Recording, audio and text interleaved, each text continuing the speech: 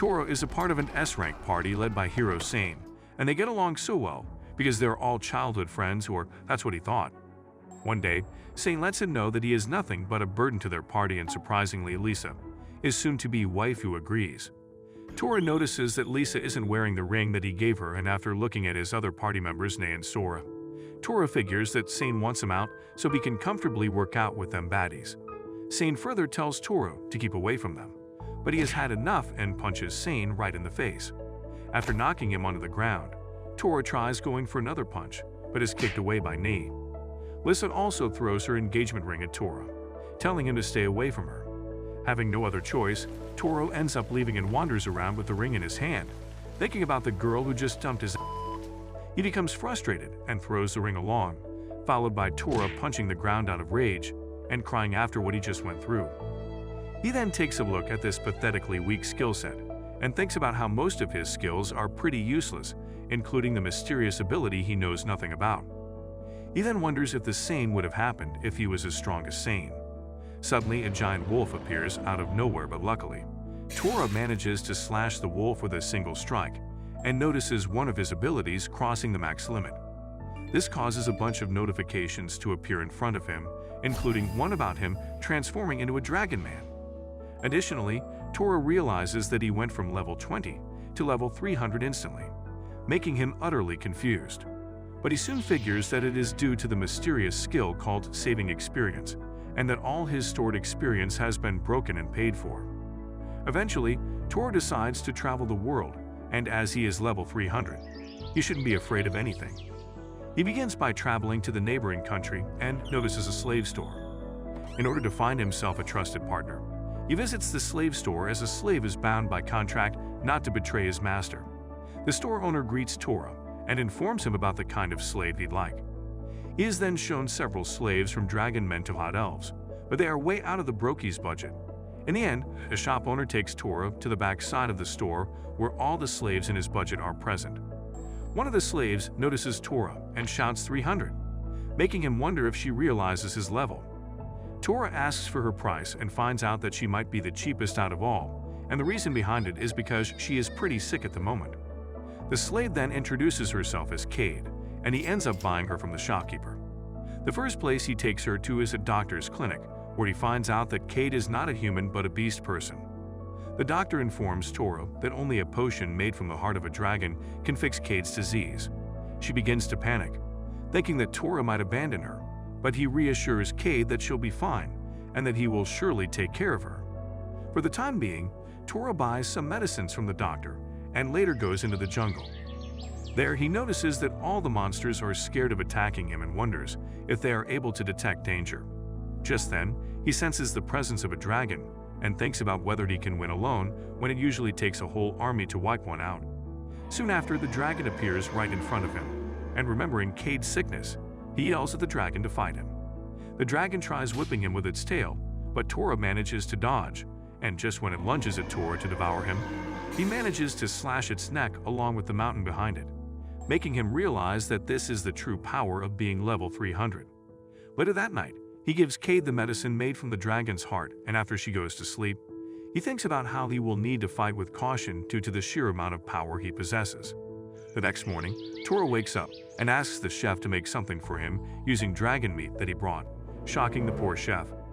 After devouring the meat, he brings some of it for Cade, who ends up enjoying the meal as well.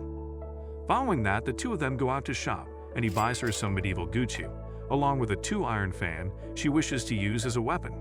On their way back, Toro notices Cade looking at some snacks, reminding him of his first date. He then buys some of it for Cade, and she thanks him, calling Toro her master. He tells her to stop calling him that, which makes her think that he might be planning to get rid of her. She begins to cry, thinking that maybe he doesn't like annoying flat girls like her, but Toro consoles her, saying that he wants Cade to be with him until the end of his life. This results in Cade holding his hands, promising to do anything he wants, causing some questionable things to enter his cultured mind. Just then, 2 more of his skills are unlocked, and he begins feeling the sudden increase in power. Following that, a bunch of notifications begin to pop up, and the intense aura surrounding Toro ends up scaring Cade. Luckily, he manages to gain control over his powers and apologizes to Cade for scaring her, letting her know about his new powers. This impresses Cade, and she mentions how great her master is. Tora then checks out his stats and notices that all his skills are around level 50, when normally they would be around level 10. Furthermore, 2 of the skills are still locked and might get unlocked later. With that being said, Tora asks Cade if she wants something, and after hesitating for a while, she mentions how taking a bath would be nice. After returning back to their inn, Tora suggests the 2 of them bathe together and reveals his scrawny, unattractive body for Cade to gaze upon. Eventually, she takes off her clothes as well, and Tora offers to wash her head, but she's uncertain about letting her master do that. Having no other choice, Tora gives Cade orders as her master to listen to him, but seeing her exposed back makes him a bit embarrassed. While washing her head, Tora notices her tail and wonders what breed Cade is, and she lets him know that she's a fox. Lost in thought, Tora accidentally touches her tiny melons, causing her to make happy noises, and Tora apologizes. Surprisingly, Cade says that she doesn't mind him copping a feel but gets flicked on the head by Tora, who decides to think about this stuff when she's a bit older. After they are done with the bath, Cade begins cutting her hair, shocking Tora as to how pretty she looks. He then notices that Cade has both the ears of a beast person and the ears of a normal human. She replies that there's a theory about God being fond of beast ears, and decided to leave the human ears as they were. Tora wonders if it is some sort of fetish, and Cade agrees. Later, the 2 of them are cleaning their room, and Cade mentions how much fun she had, and Tora hopes that tomorrow they can have even more. The next morning, Tora comes home frustrated, and when Cade inquires about it, he replies that yesterday, he ended up breaking his sword while cleaning it. So in order to buy a new one, he went to a shop, and while testing the new sword, he accidentally broke it as well and made a mess of the shop, causing the geezer to yell at him. This gives Cade an idea, and she takes him to the Temple of Sacred Arms that only the chosen ones can possess. However, Tora is unsure if he can pull it off, and the 2 of them enter the temple, surprised about how big it is. Cade informs him that he needs to open a door and remove the arm from its pedestal to acquire it. Eventually, the 2 of them arrive at the gate, and just by touching it, Tora manages to open the door with ease. Cade congratulates Tora for passing the first test, and as the torches light up, they both notice the sword in front of them. Without wasting any time, Tora begins trying to pull it out, and after using his full strength, even as a 300-level adventurer, he finally manages to obtain the sword. Cade once again congratulates him, and Tora thanks her for taking him to this place, but she argues that he would have come there eventually as he's the chosen one, reminding Tora that Cade is the only one who compliments a disgusting loser like her. She further mentions that the 2 of them can go on adventures together, and Tora agrees, saying that they need to form a group and make their debut as adventurers. Meanwhile, Saint is having fun working out with the baddies and is forced to stop when Lisa runs out of stamina to continue any longer. He then remembers the priceless look on Tora's face when he was betrayed by the person he loved. Apparently, Nay and Sora were in love with Tora as well, but he didn't realize it, and he didn't feel anything towards Saint. However, one of Saint's abilities, named the Demonic Eye of Lure, has the power to captivate the opposite gender. Saint always used to be jealous seeing all the girls flocking over Tora, which is why he ended up using this ability. This made Lisa, who hadn't even looked at him before, completely fall for Saint. Currently, all he needs to do is to defeat the Demon Lord, who reappears every 100 years, usually among the demon tribe and sometimes among humans as well. Defeating the Demon Lord will give him the fame he desires and laughs at how great his life is, only to be shocked later when he finds out that the dragon has already been defeated. The mayor apologizes for putting Saint through this, and when he asks about the person who defeated the dragon, the mayor seems to be unaware of it as well. This results in him getting frustrated, and Nay suggests they go back to the inn and lose some calories together, while Sora thinks about how no ordinary adventurer can defeat a dragon.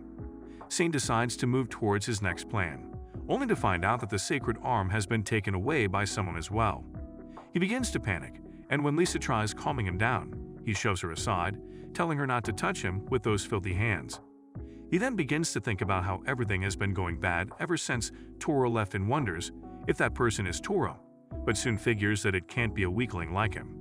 Furthermore, he thinks that the person who defeated the dragon and the one who stole the sacred arm could be the same person, and swears to eliminate him. With that being said, he decides to go to the dungeon of Luntada, but finds out from a local that the dungeon used to be in the city 1 month ago. Saint then asks the man for directions, but he tells him to keep moving forward, and as he does, Sane comes across a giant hole in the ground. 1 month ago, Cade finally got her adventure card, and Tora advised her not to lose it as it serves to identify her. He notices that his current party is ranked B and mentions that the town is renowned for entertainment and drinks. Cade begins to panic and tells Tora that he has her and there's no need to go to such places. She then informs Tora about the dungeon in the city, and he suggests they go there tomorrow. Turns out Cade doesn't know much about dungeons, and Tora explains that adventurers mostly go to collect equipment from monsters they eliminate to make a living, or to reach the core stone at the bottom of the dungeon that rewards rare items, skills, and other things to those who reach it. As Cade is still recovering, Tora decides to explore the first floor, and she agrees. After entering the dungeon, Tora notices that Cade has been fighting a lot better than he thought using her magic skills. She then notices that her level has gone up to level 15, and it is because she is next to her master. Tora figures that it's thanks to his skill named Experience Multiplier. Following that, the two of them reach the 3rd floor, and Cade continues to dominate those ugly-looking monsters, turning them into medium rare steaks. However, she is still not satisfied even after reaching level 30, and Tora suggests they go back as it is enough for today. Cade initially agrees and then notices an item on the floor. She picks it up and realizes that it's a magic storage that can store up to 100 items. This results in Cade wanting to explore the dungeon even more, but Tora refuses, saying that they are running out of food, and she eventually agrees. After putting their stuff in the storage item, the two of them leave the dungeon and head to a fancy restaurant to enjoy some food. She wonders if Tora is not going to eat anything, but he refuses as Cade bought everything with her own money. But she insists that he enjoys some of the Taco Bell, so they both suffer together at night, and he eventually gives in. On her way home, Tora thinks about how his life has been changing for the better since he met Cade. The next morning, Tora wakes up to Cade shouting out his name and notices that Cade has suddenly turned into a mommy figure in just one night. After looking at the hottie standing in front of him, Tora wonders if it really is Cade, to which she agrees. He then wonders what happened to her body, as yesterday she was just a child and now she has become a literal babe. According to Cade, it must be because of her sudden increase in level, as her body must have adapted to balance out the power. But still, Tora never thought she would become a beauty overnight, and figures that he will need to treat her differently now. Following that, he asks her to put on some clothes, but all of them are now pretty small for her.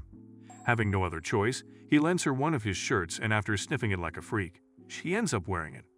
However, it is still not enough to cover up, and he lends her his pants as well. Later that day, Cade buys some new clothes for herself, and he notices that her personality and attitude is still the same despite her body growing up. All the people around the town begin gawking at Cade, making Tora uncomfortable as he's receiving jealous looks from them as well. Now it is finally time for them to head to the dungeon, and Tora suggests they focus on leveling up Cade instead of earning bread. After arriving at the dungeon, Cade easily manages to take care of all the monsters and keeps on defeating them no matter how many of them appear. Tora begins getting sleepy as he has nothing to do but watch her fight. She notices that he seems tired and quickly takes care of the monsters, followed by her putting a carpet on the floor and offering to lend him her thick thighs. Without hesitation, Tora takes the opportunity and ends up sleeping in her lap. Soon after, he wakes up and finds a new monster corpse nearby. Cade lets her know that those monsters tried attacking them while he was asleep, making her realize that she doesn't even have to take a single step to defeat them. Following that, he asks Cade to show him her status, and after taking a look, Tora realizes that all her skills are what a mage would have, and that Cade might become a big star in the future. With that being said, he suggests they continue exploring the dungeon and later arrive at the 10th floor. While she fights the monsters, Tora questions if she is doing good with her magic, and Cade replies that her magic strength has also improved as her level progresses. A bunch of goblin riders try to dash towards Cade, but with only one attack, she eliminates all of them, surprising Tora as they are supposed to be pretty strong opponents. After reaching the 12th floor, the two of them decide to have dinner, and Tora is the one who cooks for both of them as he is used to this stuff. He asks Cade about her level and finds out that she has already reached level 150. Furthermore, he asks if there are any tricks to utilize magic, and she mentions that the most important thing is the image of magic. This results in Tora trying to imagine fire coming out of his hand and is able to manifest it, but only for a short amount of time. She reassures him that it gets better with practice, and Tora agrees, saying that hard work is the key. At this point, the two of them are on the 19th floor and are fighting a bunch of orcs. Tora begins to panic, thinking that she might not be able to handle it, but just when the orc is about to punch Cade, she freezes them to their demise, reminding Tora that he shouldn't be worried as she's already level 200. After defeating the orcs, they arrive at the 30th floor where they don't sense any enemies nearby. Just then, Tora witnesses the dungeon core sitting right in front of him. Luckily, she allows Toro to take the rewards instead of her, and he accepts the offer, touching the core, wondering what kind of reward he might get. Soon after, Toro wakes up and wonders what just happened. Cade tells him to look up as the dungeon seems to be cleared and left behind a giant hole. She then notices the ring on Tora's hand, and Cade seems to have one as well. Turns out it is called the Ring of Disguise that they got as a reward, which lets them disguise their status. With that being said, Tora decides to get out of the dungeon and picks Cade in his arms, followed by him jumping and landing on the edge of the hole. Fortunately, it's midnight, which allows them to get out of there without grabbing any attention. It has now been 2 days since they cleared the dungeon, and they are now headed to the city of Einark. During their journey, the two of them visit a spot that is known to be the ruin of the gods. The creators of the civilization are called the Great Races, and the reason behind their disappearance is still unknown. During their visit, Toro and Cade end up enjoying lunch together as well, and she questions Toro if he has come up with a name for their party. Toro removes all the brain rot from his mind and comes up with a name that is Roaming Brigade. Even though it is just the two of them, the number of people might increase, which is why it's the perfect name. Afterward, Toro asks Cade about how she became a slave in the first place, but before she can reply, they both notice a carriage getting robbed by a bunch of thieves. Without wasting a second, they decide to help them. The thieves who are forcing the carriage to stop are confronted by Toro, who sends the first one flying. The others focus their minds on Toro and try to eliminate him, only to get overwhelmed by his strength. Simultaneously, an archer tries shooting an arrow at Toro, but Cade manages to break it and takes down the remaining two thieves, later talking about how weak they were to begin with. From the carriage, a demi-human comes out and thanks the two of them for their help. She introduces herself as Marianne, the daughter of Count Rhoda. Surprisingly, Toro introduces himself as Thor and Cade as his slave. This results in Marianne holding his hands in excitement, wanting him to visit her mansion so she can offer him her gratitude.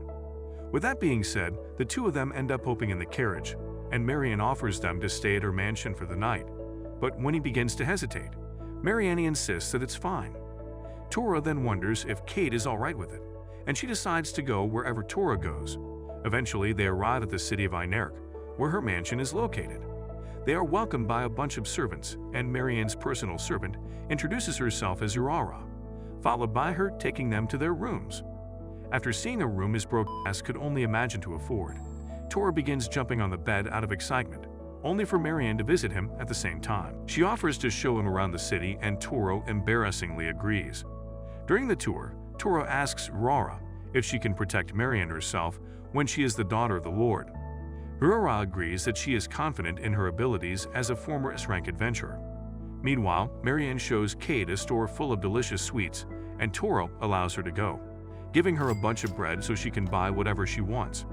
At the same time, Toro thinks about how he's okay with freeing her if she wants, but hopes that he can fill the hole in his heart when that time comes. But if he is able to forget everything that happened one day, he won't need a slave anymore. Marianne then shows them a statue of her father that the townsfolk made, mentioning how her father is embarrassed about it. Just then, the ground begins to shake, and the statue of that ugly loser breaks into pieces. Following that, several tentacles come out and end up grabbing Marianne along with some civilians. The tentacle monsters take Marianne along with some citizens inside a deep hole. Tora notices that some civilians have been kidnapped, as well as sees Urara running towards the hole to save Marianne. This results in the two of them running with her as well, telling Urara that she might need more people to search for her, and she appreciates the help. With that being said, the three of them jump into the hole, and Card uses her powers to make sure they have a safe landing. She then creates a light ball to illuminate the passage underground. Tora is surprised to see the structure underground, and Urara reveals that the city is built atop of a huge archaeological site. Cade then notices a ton of white liquid on the floor and concludes that it must belong to that cultured monster. They decide to follow it with Tora in the front, Cade in the middle, and Urara taking care of the rear. Following that, the three of them defeat all the monsters that try to get in their way, and Aurora mentions that she hasn't gone any deeper than this point. Cade picks up the monster's scent and informs them that they are going in the right direction. Suddenly, a monster lunges at Tora, but gets attacked by Aurora. He thanks her for the assistance and finds out that Aurora used to be an assassin. Cade then mentions that the scent is getting closer, and Marianne must be behind the door in front of them. On the other side of the door, they come across a bunch of demons who are waiting for them and are glad to see some women amongst them. Furthermore, the demons call them stupid and begin running towards them, but Cade uses her iced magic to create a wall and separate the demons. Following that, she asks Tora to go forward and leave the demons to her and Aurora, to which he agrees. Taking advantage of this opportunity, Tora begins running forward, defeating all the demons who try to block his way, eventually barging into the room where the tentacle monster along with another demon is present. That demon mentions that Tora will be perfect food for his pet. When Tora asks if he is responsible for the attack, the demon agrees and decides to inform Tora of his little secret, followed by him restricting his movement. According to the demon, the city's connected to another one through its underground, which makes it easier to defeat the country. But to succeed, he will need to defeat the lord of the country, which is why he kidnapped his hot, precious daughter, so the situation stays in control. He then begins laughing at Tora for being so helpless when unexpectedly, Tora frees himself from the tentacles, surprising Garlock, the destroyer-looking demon. This causes the demon to draw a line using his attack, warning Tora not to cross it or he'd turn into ashes. However, Tora couldn't care less and crosses the line, making the demon attack him with several bombs, thinking that he can't survive something like that. To his surprise, Tora comes out unscratched and the demon begins to panic. He begins repeatedly attacking Tora with the same little bombs, but as expected, they don't affect Tora at all. The demon begins to question his identity, thinking that he's the hero of prophecy. Eventually, Tora cuts down the demon along with his monster, letting him know that he is just a normal warrior. After exiting the dungeon, Marianne asks Aurora about what happened, and she reminds Marianne that she was kidnapped. People start to gather after Marianne wakes up along with Tora and Cade, who are glad to see that she's doing fine. He then explains that a monster attacked from the underground ruins and the giant hole is the only damage the city suffered. Luckily, there were no deaths as everyone was saved in the end. Marianne is happy to hear that and wonders if it was her father who saved the town, but Aurora mentions that it was actually Tora. Aurora then begins showing her gratitude to Tora for assisting her, and the townsfolk also begin complimenting and thanking Tora. Just then, Marianne gives him a big hug, thanking him and letting him feel those big soft things. Later that day, Marianne reunites with her father while Cade tells Tora that the demon he defeated was one of the top generals of the Demon Lord. There are a total of 6, and he was the weakest, but still someone who was pretty important. Then, Tora's vicious-sounding stomach growl interrupts the father's-daughter's moment, and Marianne's father thanks Tora for saving his daughter not once but twice. Tora tries to play it cool, but Marianne requests her father to reward him in some way, to which he agrees. While he thinks of a reasonable reward, Aurora comes up to him and informs him about Tora defeating the demon general, which makes him even more surprised and happy. He then asks Tora if he is planning to go to the capital, and when he agrees, Marianne's father decides to send a letter to them and allows him to stay at their house for as long as he wants. That night, all of them are enjoying dinner together and noticing some food on the corner of Card's mouth. Tora cleans it up for her, rizzing up the beast girl in the process.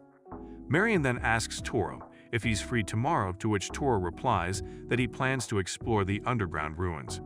Marianne wonders why he'd like to go there again, but according to Tora, ruins are full of mystery and are something he finds pretty romantic in some weird way. This results in Marianne deciding to tag along as well.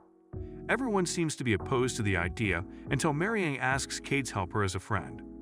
Hearing the word friend for the first time in her miserable, lonely life changes Cade's mind, and Tora agrees to take her if she allows Cade and Aurora to escort her while he removes any obstacles in their path. The next morning, Marianne pulls up wearing a knight's armor as apparently her father forced her to wear it. Tora advises her to wear something else as it will be too difficult for her to move in critical situations. Soon after, Marianne comes out wearing something else, and with that being said, they finally enter the ruins. Marianne informs them that the first and second floor have already been discovered, and it's full of traps, as the room they are in deteriorates rapidly, while the next one is filled with demons. Tora decides to explore all these dangerous areas, but wants to go there alone as Marianne's safety is their first priority. Following that, Marianne asks Toro about his party name, but their conversation is interrupted when Cade senses a huge mushroom-type monster up ahead. After walking in the same direction, they begin to come across mushrooms, and Cade notices a rat touching the vines and losing its life, making her realize that they are poisonous. Eventually, Toro decides to go and explore the rest himself and reassures Cade that he won't be dying before losing his V-Carduver. Marianne also hugs Toro before he leaves, burying her jugs in his arms as a good luck charm. After walking a few steps, Toro comes across a bunch of mushroom monsters and destroys them in a flashy way in hopes of impressing the ladies. He notices that the poison isn't affecting him and eventually arrives in an abandoned room where he finds a bunch of potions. After returning, he informs everyone about the relics he found, and Marianne tries to show him the power of melons once again, but is taken away by the jealous slave. Following that, they arrive on the second floor and Tora begins contemplating the dungeon layout. Unexpectedly, Marianne interrupts him, asking Tora to teach her how to fight. She mentions that being protected by Urara all the time is pretty lame, and Cade offers to heal her if she gets hurt during training. Urara tries to intervene, but Marianne says that she plans on helping her father in the future with her strength as well, which melts her heart, and she ends up agreeing as well. Just then, the remaining two skills of Tora pass the limit that results in a bunch of notifications along with a burst of energy to take place. Tora's powers cause a light to appear in the sky, making all the civilians confused as they are sure that it can't be lightning, considering how clear the sky is. Meanwhile, his energy bursts begin to overwhelm the others standing near him, and eventually it calms down. Marianne wonders what happened, and Urara asks if it is related to his ability. Tora agrees, saying that his ability has changed a bit, but they are glad that he is doing okay. Following that, he decides to check out his new stats, and Cade decides to take a look as well. She gets surprised after seeing all the amazing jobs he has, as every one of them is superior in high ranking. She explains that the first job he got was that of a warrior, but now that he has gotten stronger and leveled up, new superior jobs are starting to develop among the existing ones. Tora then notices a job named Imitator, but Cade is unable to see it as it appears blurry to her. This makes him wonder if Imitator is a dangerous job, and with that being said, he decides to continue on with Marianne's training. He agrees to do it as well, but tells her to listen to what he says, and she agrees. Furthermore, the two of them request to join his party, even if it is only for as long as he stays in town. Cade lets him know that this is their way of expressing their sincerity, and Tora makes them a part of his party as well. Following that, they continue to explore and come across a ton of goblin monsters. Those monsters begin attacking Marianne, and she starts screaming, but luckily, the others manage to take care of them, saving Marianne. Tora then advises Marianne to never close her eyes during combat, while Cade continues to eliminate the monsters using her ice magic. At the same time, Urara does her fair share by twisting the necks of those ugly goblins with a serious shortage of hair. Marianne begins to panic as there are way too many goblins, but Tora tells her to be confident as she shouldn't be scared of them at the level she currently is at. He further tells her to stay calm and read their moves, followed by him giving her a live example by playing bowling out of those filthy beings. The others begin to motivate Marianne as well, which gives her the confidence she needs. Afterward, they are confronted by a spider monster and Marianne lunges towards it, making sure to expose that peach to Tora, dodging the initial attack and counter-attacking the spider, taking it down instantly. Everyone congratulates her for defeating a monster on her own, and then she checks her level, which is about 36 now. Urara also notices that she has leveled up to level 70, which motivates the two of them to keep going for more. Cade wonders if she was the same at the start, and Tora lets her know that she was even more than them. She then tells Tora that they should go back, but the others don't feel the same and persuades Tora to explore it even more. With that being said, they continue to make their way forward and eventually reach a dead end. Tora takes a good look at the wall, and after knocking it for a hole, he makes a hole in the wall, revealing a hidden room on the other side. There he finds a sword that is in perfect condition, even though it was made a long time ago. Cade then notices some eggs, and after appraising them, she finds out that they are summoned beasts. In other words, artificial creatures created by ancient races that use to assist them in daily tasks, and sometimes in battles as well.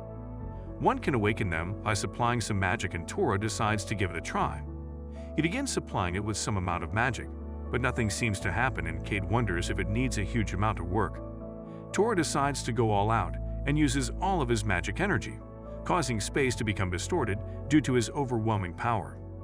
Following that, he makes a contract with the egg by dropping some of his blood that results in the egg opening and a little fluffy beast popping out of it. Cade holds the beast in her hands and begins to give it a shower. That cultured beast then makes Cade sit on its face, which amazes Tora, as it can even carry people. He wonders if it can be used to transport things, and Cade suggests giving it a name. Tora decides to call it Panda. That is a name Cade likes, but the beast, not so much. Marion then notices the beast as well and begins to play with it. While they are busy with the beast, Tora makes sure to bring the other egg back as well.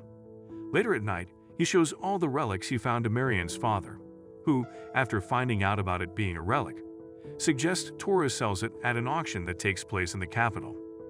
Following that, Marion's father gives him some bread for the relics he purchased, and the total sum turns out to be around 500 million. While this broke looks at a gold coin for the first time in his life, Marion accidentally enters the room completely naked, giving Tora a front seat view of those divine melons. Cade forces Tora not to look and ends up burying him in her jugs, making it even a more pleasurable experience for him. The next morning, Tora wakes up and thinks about how they have been exploring the ruins for the past few days. Hurorod is now level 80 while Marion has leveled up to 100. He then exits the room and meets up with Cade. The two of them walk together outside and witness Marion training on her own. Both the girls greet Tora, and he mentions that it seems like the sword has become a part of Marion's body. She asks if he is going to leave today, to which he agrees. Furthermore, he received a letter from the Count, allowing him to take part in the auction. Marion says that she is jealous of Cade as she gets to go on trips with Tora, while she remains a sheltered princess. Tora realizes that Marion is the daughter of a noble family, and will most likely be married off to a Discord moderator-looking guy. Eventually, they say goodbye to Marion and her family, and Tora lets her know that they will surely meet again. Cade gives Marion a hug, saying that she will never forget her and promises to meet her again someday. Marion begins crying out of happiness and a slight bit of jealousy, and with that being said, the two of them leave the mansion. Elsewhere, in Luntada, Sane is still freaking out over the dungeon that disappeared as he was planning to make his debut as a hero. Sora tries calming him down, which enrages him, resulting in Sane choking the living out of her. He begins to mock her for pitying him, and luckily, Lisa manages to get him off. While the girls check up on Sora, the townsfolk start calling Sane a freaky fellow. To get away from this sticky situation, he once again uses demon eyes and makes the girls blindly follow his lead and get out of that place. Later, Lisa comments that Armin's kingdom might be the best choice as they can start from scratch as they keep on failing and a concrete plan is what they need. However, Sane refuses to embarrass himself that way and decides to go for the other sacred swords. Nay suggests going to Einark to explore the ruins, and Sane instantly agrees to this idea. But after reaching Marion's mansion, he finds out that the ruins have been already explored by a party of adventurers. Just then, Marion enters the room, and looking at her god-tier pumpkins makes him excited. Sane tries using the demon eye on Marion, but it backfires, and his eyes begin to bleed. Apparently, the skill doesn't work on people at a higher level than Sane, and noticing the suspicious behavior, Marion holds him on sword point. Her father interrupts, telling Sane that even though he is a hero, God sometimes favors hardworking adventurers. When Sane tries to argue, he tells him to leave before he gets hurt. After leaving, Sane gets furious as nothing he wants seems to work, and Lissa once again suggests returning home, but Sane refuses, ordering them to follow him as he will be going to Armand in order to obtain the sacred sword. A few days later, Cade and Tora run into a bunch of dragons, and Tori uses the monster from the second egg, named Rosuka, to attack and eliminate all the dragons. Rosuka is more like a fighter as compared to Panda, who is like a transporter. Panda doesn't really appreciate this comment and tells Cade that he wants to show what he's capable of. Following that, the two monsters begin fighting with each other and decide to have a flying contest that Rosuke easily manages to win. Tora compliments Rosuke for winning the battle and suggests preparing some food. He then asks Rosuke to return to his body and gets surprised when Cade asks to be the one who prepares the food. Apparently, she learned a few things from Urara and even bought herself an apron back when she went shopping with Marion. However, Tora is still unsure how the dish she's preparing will turn out. With that being said, Cade Cade begins to dress the devil bullfrog and adds random creepy-looking ingredients in order to prepare the perfect dish for a Hell's Kitchen episode. Soon after, the food is done, but its purple color makes Toro a bit suspicious. She then serves him some of it, and after taking a bit, Toro finds out that it's actually pretty tasty. His complimenting her skills makes Cade overjoyed, and she gives him a hug, telling Toro that she will do anything to help her master. Toro then notices her big fat tail and gives it a tight squeeze, causing Cade to make happy noises. Surprisingly, his touching her tail ends up turning her on, and she begins moving towards Toro. But the thought of Lisa cheating on his sorry ass forces him to stop Cade and ask her for more food. While he contemplates not wanting to use Cade as an object even though she is his slave, several more dragons appear out of nowhere. Cade mentions that they are bigger than the previous ones, but Toro still wants Rosuke to handle them. Rosuke then lunges towards the dragons and with a single strike, cuts down all of them. Cade says that he must be this strong due to Toro's blood and the Master Tamer job. Some days later, the two of them arrive at the capital and are stocked to visit all the places and buy all the things that aren't mainly available in other cities. But Toro says that he first needs to deliver a letter to Jonathan as Marianne's father asked him to. Just then, the two of them notice a dragon going crazy and everyone running for their lives. Suddenly, two fiddly fellows appear, telling Toro to get away as they'll be stopping the dragon. Everyone begins to gain hope, but when the dragon charges towards them and they grab its horn, the dragon easily manages to toss both of them aside. It then begins dashing towards a mother and her son, but luckily, Toro appears in front of it and stops the dragon using only one of his hands, shocking all the geezers spectating from afar. The carriage driver also falls on the ground and thanks Toro for stopping the dragon for him. Toro then asks him if he knows Jonathan, and later gets the chance to meet up with him. Toro hands him over the letter, and after reading the letter, Jonathan says that he will carry out Marianne's father's request, but refuses to tell him what it is. He then asks Toro to come back tomorrow night, and promises to tell him about the request then. Furthermore, he advises Toro to dress up in a more presentable manner, and Toro can only hope that it's not anything troublesome. The next day, Toro makes sure to wear the freshest clothes he currently owns and pays Jonathan a visit. The three of them then hop in a carriage, and he lets Toro know that they must keep the place they are going to a secret. Toro wonders if it is that bad of a place, but Jonathan replies that they can't let the townsfolk know. Apparently, it is his secret audience, and Jonathan reassures Toro that he will not regret it and might even find it beneficial. Eventually, they arrive at a palace and are led to a room where they are supposed to wait for that person to arrive. Soon after, the King of Armand appears and tells Toro that it will be an unofficial audience. He further says that the reason behind this audience is that he wants Toro to do something for him. Turns out that the capital seems to be in danger, and the king wants Toro to eliminate the Death Ant Queen. Hearing this statement shocks Toro, as it is a demon that can destroy a whole army, and the troops from the capital will be more reliable to battle it. But the king replies that their army is in shambles and some of the nearby villages have already been devoured by the ants. It is a matter of time before they attack the capital, which is why he wants Toro to get rid of it. To his surprise, Toro agrees to take the job, and the king offers to give him the title of hero if he succeeds. But Toro doesn't want any title and would like some bread instead. They end up agreeing to 300 million as a reward, and when the king questions why he doesn't want the title, Toro replies that he'd rather not stand out. The next day, the two of them along with a guide enter the forest where the ants reside. The guide advises them to be careful, and Cade asks if ants really are that dangerous. This question shocks both of them, as even a kid knows how dangerous they are. Toro thinks about how Cade is knowledgeable in some things, but is totally unaware of others, making him wonder how she became a slave in the first place. Just then, they notice a bunch of ants in their path, and the guide begins to panic as the three of them are outnumbered. He begins to question the king's decision to give the job to Toro, but then, with a single swing of his sword, Toro eradicates half of the ants, followed by Cade using her magic to take care of the rest. The guide finds himself in utter shock, while Toro mentions that it might be hard to find the nest with so many trees, and Cade uses her wind and ice magic to clear the area, giving them a better view. At this point, the guide is terrified and decides to go back, while the two of them come across the ant nest. However, they can't go inside such a narrow hole, and their magic might not reach the bottom of the nest. Cade mentions how it would be easier if the nest was made to be like a dungeon, which gives Toro the idea of using his skill named Authority Level 3 Dungeon. After using it on the nest, it comes out of the ground and transforms into a dungeon-like structure. With that being said, the two of them go inside the dungeon and come across the queen, who confronts them for ruining her nest. Enraged, she orders her ants to turn the two of them into minced meat, but the ants are easily taken care of. This results in the queen starting to eat the corpses of those ants to give herself more strength, and mentions that even a hero can't defeat her, as she is currently at level 86. Toro decides to fight her on his own, and when the queen attacks, Toro easily dodges it, but she counterattacks and crushes Toro between two ice blocks. She then begins laughing as she is sure that Toro is dead, but little does she know that he is still alive, thinking about how the battle might be challenging.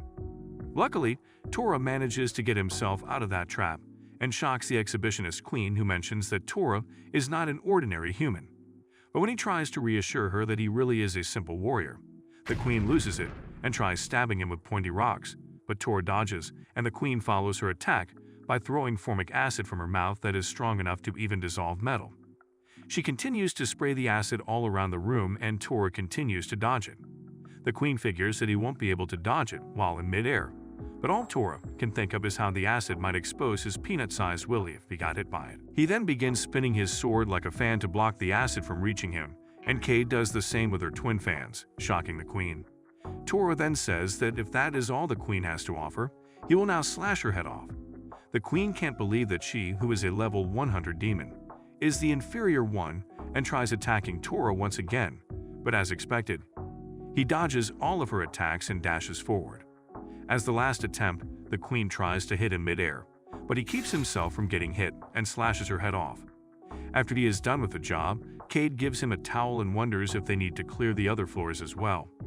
Toro decides to check the other floors using his magic, and finds out that most of the ants are taken care of. The beheaded queen begins yapping, saying that there will be consequences. Getting annoyed, Cade decides to shove her head in the magic storage, which Toro appreciates. Later that day, Toro presents the head of the queen to Jonathan, and after taking a look, he mentions that Toro is exactly the kind of man Marianne's father said he is. Toro mentions that there weren't as many ants as he was told, and Jonathan replies that their army fought most of them and lost their lives in the process. He further mentions that Toro has saved the whole country and is in for one hell of a reward. This reminds Toro that he has formed connections with an important merchant and the king, which is a big deal on its own. Soon after, many soldiers of the capital enter the room and greet Toro, calling him the savior of their homeland. The next day, everyone is gathered at the palace, discussing Cade's humongous melons, while all they can do is stand there in silence. The person standing next to the king tells everyone to stay quiet as the king is about to speak. He then tells Toro and Cade to step forward and bow their heads in front of the king. The geezer compliments Toro for defeating the Ant Queen and thanks him on behalf of everyone. Additionally, he gives him 700 million instead of 300 million, saying that it is his way of thanking Toro. But this is not all, as the king announces that Toro's party will be given the title of hero. This makes everyone confused, as only individuals are given this title. The king then mentions that he is free to do whatever he pleases with the title, and Toro hesitantly agrees to take it. Jonathan takes Toro and Cade to their new house that the king granted them. Cade decides to make some coffee, but Jonathan refuses to drink as he needs to head home. Before leaving, he informs Toro that Marianne's father requested him to make Toro the hero of the country, and no matter how close Toro was to the king, he couldn't have made him the hero that easily. Toro wonders if he needs to stay in the city now that he is a hero, but Jonathan says that he is free to go wherever he wants. After he leaves, Cade mentions that she needs to buy some stuff and invites Toro to go out with her. Apparently, Cade went ahead as she wanted to make some preparations, and Toro, who arrives late at the meetup point, notices Cade getting hit on by a duo of cultured clowns. He tells them to step aside, letting them know that she is his partner, but they refuse to do so and try to punch Toro, only to knock themselves out. Toro wonders why Cade didn't defend herself, to which she replies that they would have lost their lives if he hadn't intervened. The two of them then continue their shopping trip and notice an exciting attraction that turns out to be rafting. Both of them instantly decide to take a ride, and the fast flow of water scares Cade as she grabs Toro's arm, accidentally brushing her jugs against it and later apologizing. However, Tora, who is always 2 steps ahead, tells her to grab his arm even tighter as the ride will get even bumpier. Just then, the boat skipper begins acting like they have chosen the wrong path and tells everyone to hold tight as they fall off the waterfall and find themselves completely drenched.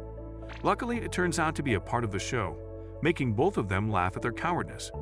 It is finally nighttime and the 2 of them are on their way back home. Tora makes sure to let Kate know that he has enjoyed every day since he met her, and it is the same for Kate as well. Do you think Sane and the others will ever find out that the person making their life miserable is no one other than Tora himself? Comment Warrior if you like a part 2 of this series. As usual, thank you for tuning in, and we'll catch you in the next one.